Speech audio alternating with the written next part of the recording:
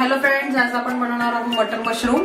त्यासाठी लागणारे साहित्य आहे बटन मशरूम, मटर, काजू, धना जिरे पावडर, आलं लसूण, कोथिंबीर, मिरची, मीठ, कांदे 3, टोमॅटो। हे असे एकाचे 4 भाग करायचे आहेत, थोडे जाड जाड, आणि शिजल्यावरती मशरूम खूप नरम होतात। मिक्सर मध्ये आपण आलं लसूण, काजू, कांदा, टोमॅटो, कोथिंबीर, मिरची हे सगळं वाटून घ्यायचं।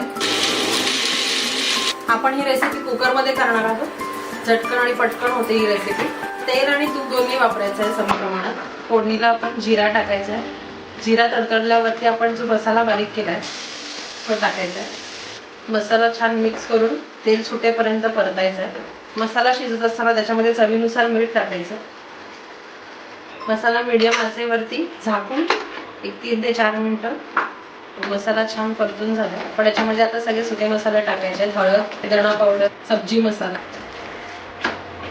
आता आपण याच्यामध्ये मटर आणि मशरूम ऍड करायचे। थोडंसं पाणी टाकायचं। 2 शिट्या घेऊन आपला मटर मशरूम मसाला रेडी आहे।